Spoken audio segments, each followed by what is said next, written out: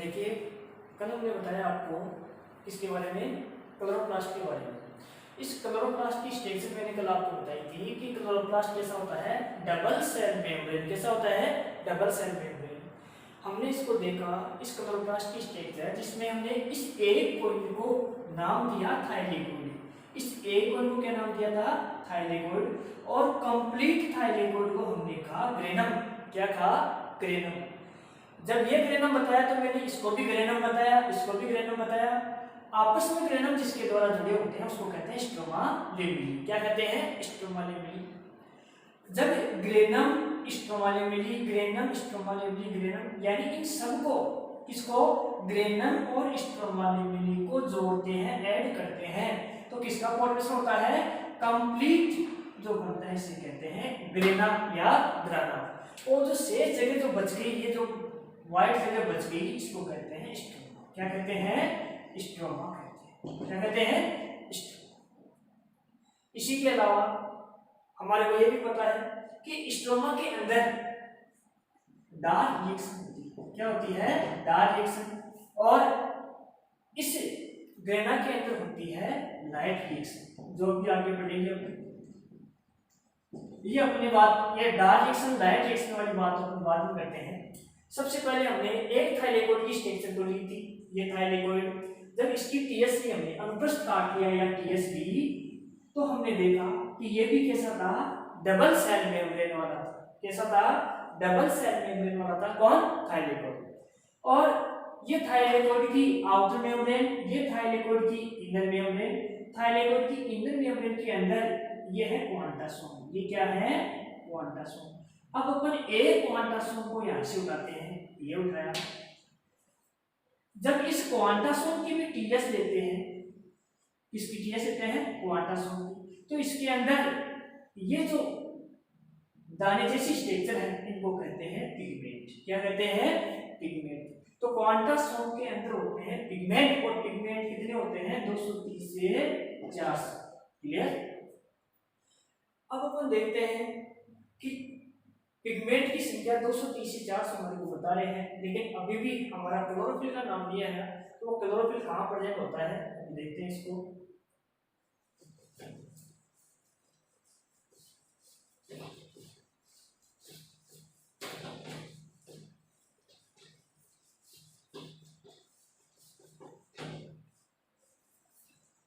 हमने भी बात की पिगमेंट की,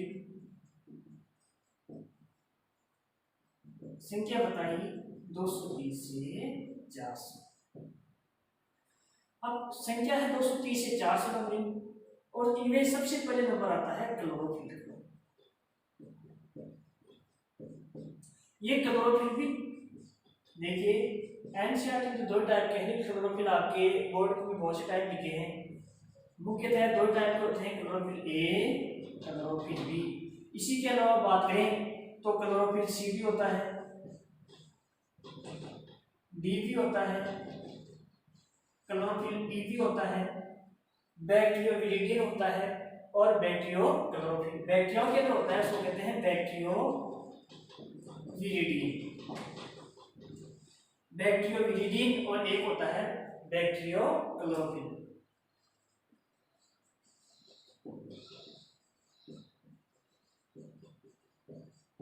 तो सबसे पहले अपने बात की कि ये जो क्वांटासोम पिगमेंट है, इसमें सबसे पहले नंबर 1 लगाया मैंने क्लोरोफिल।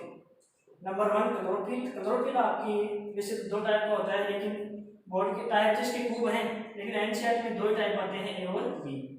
लेकिन इसके और टाइप देखिए, chlorophyll A, B, C, D, E, बैक्टीरियोविरिडियन, bacteriochlorophyll. इस एक का जो मॉलिक्यूलर फॉर्मूला होता है, ये है C55 H70 O5 N4NG। Chlorophyll A का मॉलिक्यूलर फॉर्मूला होता है C55 H70 O5 N4NG। Chlorophyll B का मॉलिक्यूलर फॉर्मूला होता है C55 H70 H72 O6N4NG। इसका होता है C55 H70 O5 N4NG। Chlorophyll B का होता है C55H72O6N4Mg। क्लोरोफिल बी का मॉलिक्यूलर फॉर्मूला ये, क्लोरोफिल ए का मॉलिक्यूलर फॉर्मूला, ठीक है। इसके बाद में आपके क्लोरोफिल ए और बी की स्ट्रक्चर भी बना रखी है, वो भी अपन देखते हैं।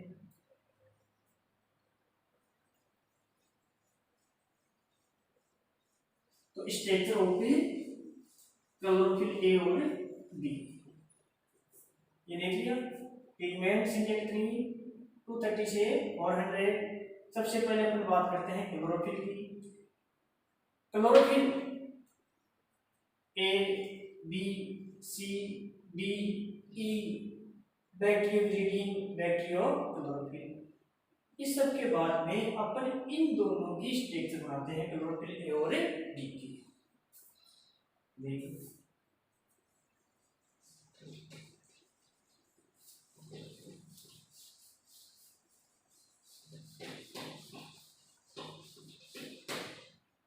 सबसे पहले यह है क्लोरोफिल ए और यह है आपका क्लोरोफिल बी। अभी फॉर्मूला लिखा हमने C55H72O5N4H। इसका लिखा C55H72O5N4H। तो अपन देखें इसके स्ट्रक्चर किस प्रकार से है। ये इसका मॉलिक्यूलर फॉर्मूला है। स्ट्रक्चर देखें, सबसे पहले हमारे को Mg जो एलिमेंट्स है वो कितना है, Mg है 1, ये आपका Mg के बाद में अपन नाइट्रोजन देखें, नाइट्रोजन की नंबरिंग है 4, ये आपका नाइट्रोजन, ध्यान देना Mg N4 1 2 3 4। इसके अलावा देखना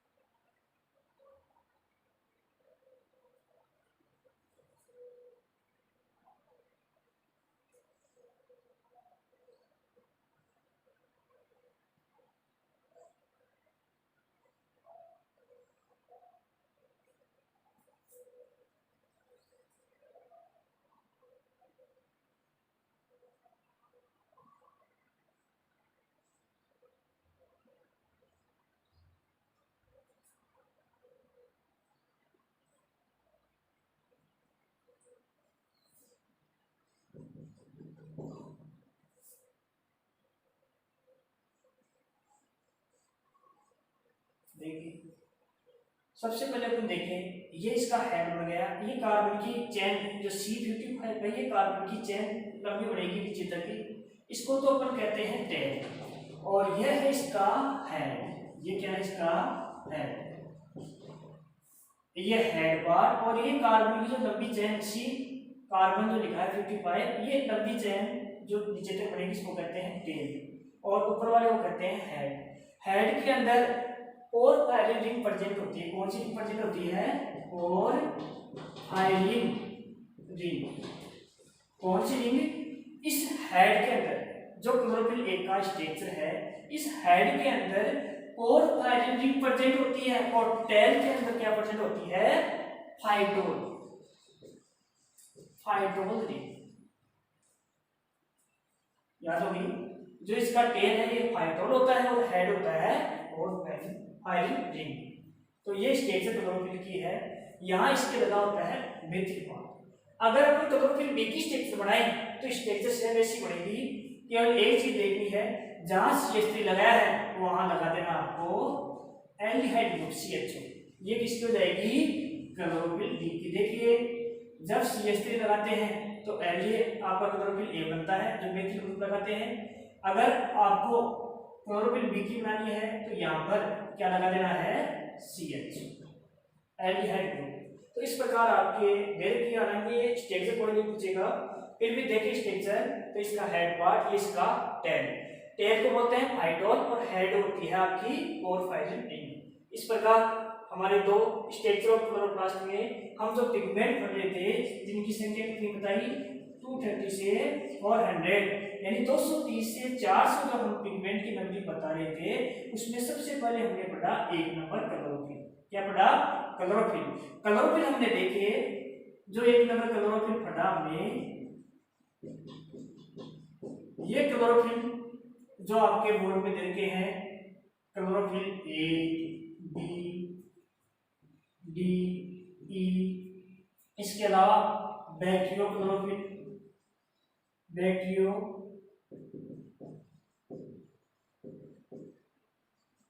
इसके अलावा बैक्टीरियो मिलिडिन। ये थी आपके इसकी क्लोरोफिल की टाइप। क्लोरोफिल ए और बी की हमने स्ट्रक्चर बना दी, और इसके अलावा क्लोरोफिल डी, ई, बैक्टीरियो, बैक्टीरियो क्लोरोफिल होती है। इसके बाद में हम दूसरा पिगमेंट पढ़ेंगे, वो है आपके केराटिनॉइड्स। एक नंबर कौन सा बताया मैंने? क्लोरोफिल। दूसरा कौन सा पढ़ेंगे अपन? केराटिनॉइड्स। तो ये देखिए स्ट्रक्चर, चलो देखिए आगे।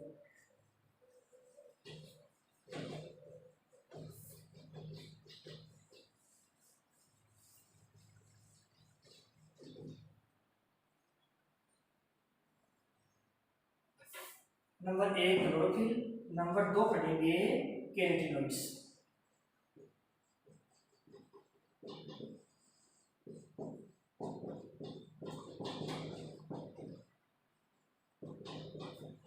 केराटिनॉइड्स भी 2 प्रकार के होते हैं। एक होता है केरोटीन, एक होता है ज़ैंथो।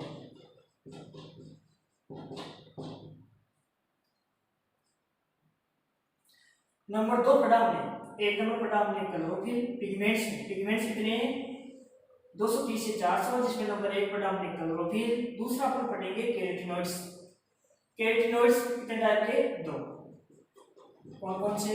केरोटीन और ज़ैंथो। सबसे पहले केराटिनॉइड्स के बारे में बताइए तो एक साइंटिस्ट है ब्रैकेनरोड।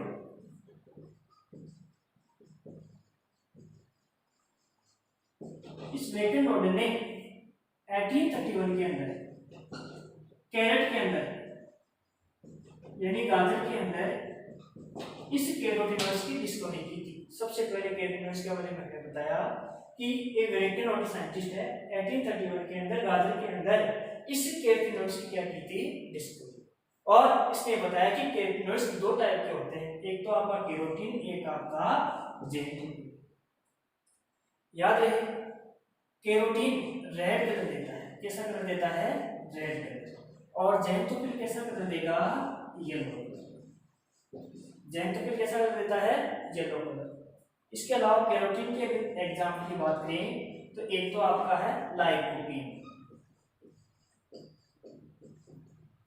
इसके अलावा अल्फा केरोटीन, एक आपका बीटा केरोटीन। ध्यान देना, सबसे पहले हमने केराटिनॉइड्स नंबर 2 बताया। केराटिनॉइड्स कितने टाइप के? 2। केराटिनॉइड्स कितने टाइप के? 2। एक तो केरोटीन, एक आपका ज़ैंथोफिल। केरोटीन किसके लिए जिम्मेदार होता है? रेड कलर के लिए। और ज़ैंथोफिल किसके लिए जिम्मेदार होता है? येलो कलर के लिए। केरोटीन के एग्जांपल है आपके लाइकोपीन है, अल्फा केरोटीन है, बीटा केरोटीन है। ऐसे ही ज़ैंथोफिल के भी कुछ एग्जांपल है जैसे ल्यूटीन।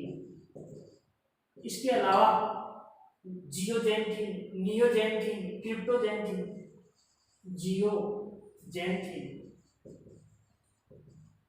नियोजेंथिन, नियोजेंथिन, इसके अलावा क्रिप्टोजेंथिन। ध्यान देना, जियो, नियो, क्रिप्टो, ल्यूटीन, ये सभी किसके एग्जांपल है? जेंटोफिल, जो किसके लिए जिम्मेदार होते हैं? प्लांट के अंदर येलो कलर के लिए जिम्मेदार होते हैं, और ये केरोटिन्स के लिए प्लांट के अंदर रेड कलर के लिए जिम्मेदार होते हैं। तो हमने दूसरा पढ़ा केरोटिनॉइड्स। सबसे पहले हमने क्या पढ़ा? क्लोरोफिल, फिर इसके टाइप, उसके बाद में हमने पढ़ा केरोटिनॉइड्स, फिर इसके दो टाइप, केरोटिन और जेंटोफिल।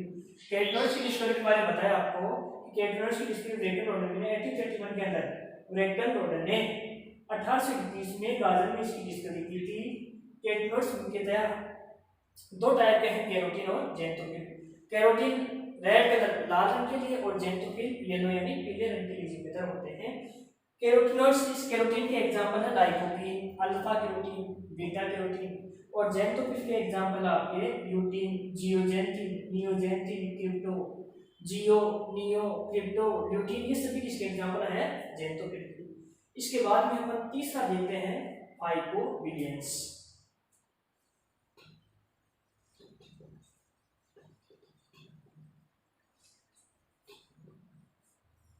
नंबर 3 नंबरिंग कितनी बताई हमने? 230 से 400। तीसरा देखो फाइकोबिलियंस।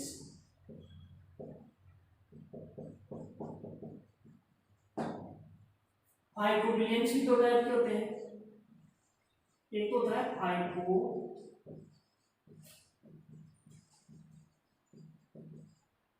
इरिथ्रिन, एक होता है फाइकोस्पिरिन।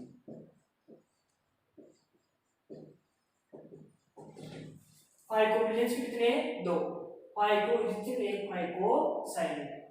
फाइकोइरिथ्रिन ये रेड कलर के लिए जिम्मेदार है, और फाइकोसाइलिन ब्लू रंग के लिए, ब्लू कलर के लिए।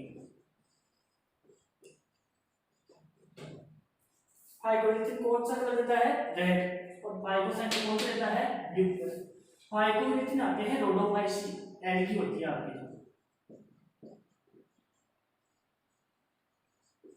रोडोफाइसी। और फाइकोसाइलिन आपके कौन से होता है?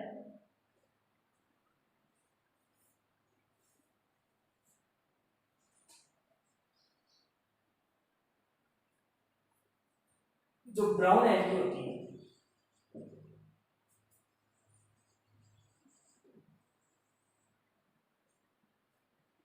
यानी कि पियोफाइसी।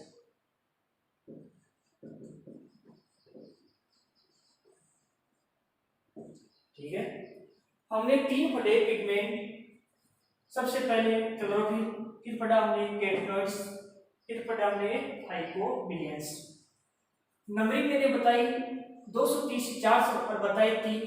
तो देखिए प्लांट सेल के अंदर जो पिगमेंट है, ये जो क्वांटासोम में प्रेजेंट है, ये पिगमेंट कहाँ प्रेजेंट है? क्वांटासोम में। ये आपका क्वांटासोम, ये आपकी कौन है? पिगमेंट। इनकी नंबरिंग मैंने बताई आपको 230 से 400 बताई इतनी, और बता रहा हूं 3, यानी कि इनकी फ्रीक्वेंसी ज्यादा होती है। जैसे आपका क्लोरोफिल आ गया 50 बार, क्लोरोफिल आ गया 50 बार, ऐसे ही क्लोरोफिल भी आ गया 30 बार, ऐसे ही आपके केरोटिनॉइड्स आ गए 100 बार, ऐसे ही आपके फाइकोबिलियंस आ गए 150। कितनी भी बार इनकी फ्रीक्वेंसी ज्यादा होती है। बात क्लियर होगी? पिगमेंट 230 से 400 बता रहा हूँ, इनकी बार बार फ्रीक्वेंसी होती है। जैसे क्लोरोफिल ए है 50 बार आ गया, 60 बार आ गया, 100 बार आ गया, तो कुल मिला के इस हिसाब से ये जिनकी फ्रीक्वेंसी ज्यादा होती है, इस हिसाब से इनकी संख्या कितनी हो जाती है? 230 से 400। क्लियर? तो आपके ये पिगमेंट थे जो किसमें प्रेजेंट थे? क्वांटासोम में। क्वांटासोम कहाँ प्रेजेंट था? क्वांटासोम था थाइलेकोइड की इंटर मेम्ब्रेन पर। थाइलेकोइड कहाँ प्रेजेंट था? थाइलेकोइड प्रेजेंट था आपके ग्रेना पार्ट के अंदर। किसमें प्रेजेंट था? Grana part. ग्रेना में भी कौन सा? ग्रेनम। तो इस प्रकार आपने देखा कि सबसे पहले ये पिगमेंट प्रेजेंट है क्वांटासोम में, क्वांटासोम है थाइलेकोइड में। थाइलेकोइड किसका पार्ट है? ग्रेना का। ग्रेना किसमें होता है? क्लोरोप्लास्ट में। तो हमारे को इस क्लोरोप्लास्ट की स्ट्रक्चर बिल्कुल आनी चाहिए। क्लोरोप्लास्ट की स्ट्रक्चर के अंदर, क्योंकि आपको पता है क्लोरोफिल होता है, पूरा अपना फोटोसिंथेसिस वाला रिलेशन है क्लोरोप्लास्ट के ऊपर टिका हुआ है। क्लोरोप्लास्ट अगर आपको समझ में आ गया तो पूरा फोटोसिंथेसिस आपको समझ में आ जाएगा। ठीक है, अब अपन स्टार्ट करते हैं फोटोसिंथेसिस की मैकेनिज्म। ठीक है, देखो आगे।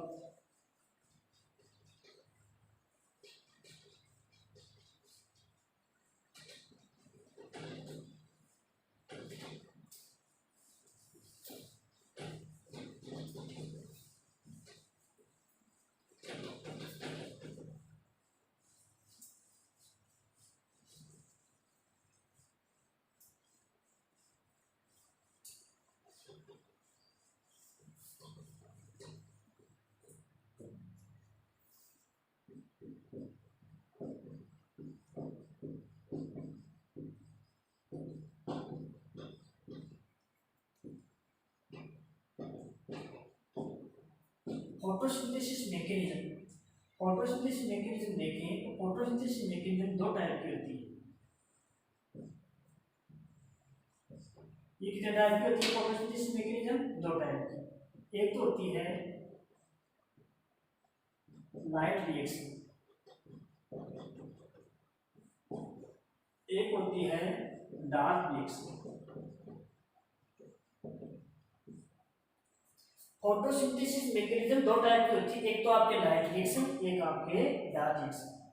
लाइट रिएक्शन है ये आपके ग्रेना पार्ट के अंदर प्रेजेंट होती है, यानी लाइट रिएक्शन कहाँ कंप्लीट होगी? ग्रेना के अंदर। हमने देखा फोटोसिंथेसिस मैकेनिज्म प्रकाश संश्लेषण की क्रियाविधि। प्रकाश संश्लेषण की क्रियाविधि दो प्रकार की होती है, एक तो प्रकाशिक अभिक्रिया और एक आपके कौन सी अभिक्रिया? डार्क रिएक्शन, यानी कि हिंदी में बोले इसको अप्रकाशिक अभिक्रिया।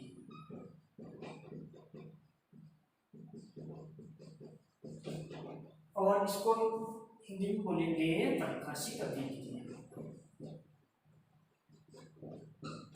तो हमने देखा फोटोसिंथेसिस मैकेनिज्म प्रकाश संश्लेषण की क्रियाविधि, प्रकाश संश्लेषण की क्रियाविधि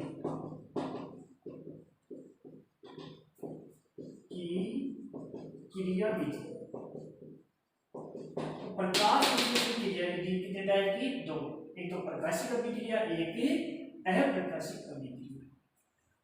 बात करें प्रकाशिक अभिक्रिया कहाँ संपन्न होती है?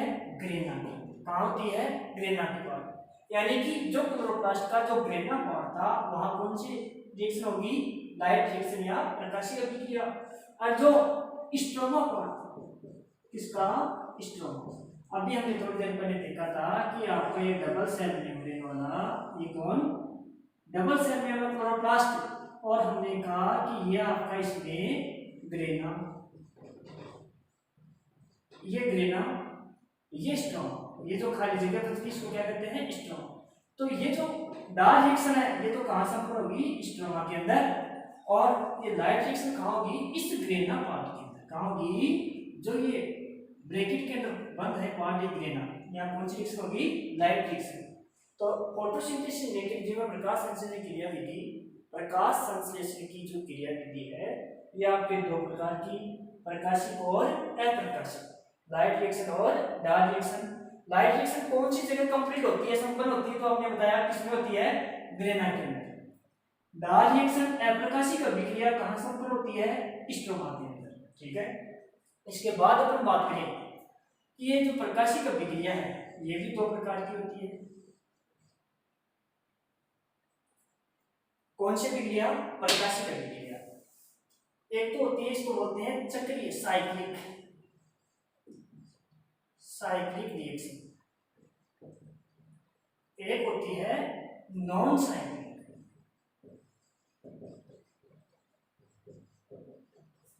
हिंदी में कहते हैं चक्रीय अभिक्रिया। तो चक्र में होती है उसे चक्रीय, अचक्रीय साइकिल के रूप में नहीं होती उसे कहते हैं अचक्रीय अभिक्रिया। ठीक है, लाइट रिएक्शन हमेशा प्रकाश की प्रेजेंस में होगी। डार्क रिएक्शन इसके लिए लाइट होना कंपल्सरी नहीं है। आप सोचोगे डार्क रिएक्शन लिखा है अंधेरे में हो जाएगी रात को, इसको रात का होना जरूरी नहीं है, इसको लाइट की आवश्यकता नहीं होती है, दिन में होती है रिएक्शन दिन के समय होती है, इसको अंधेरे की आवश्यकता नहीं है।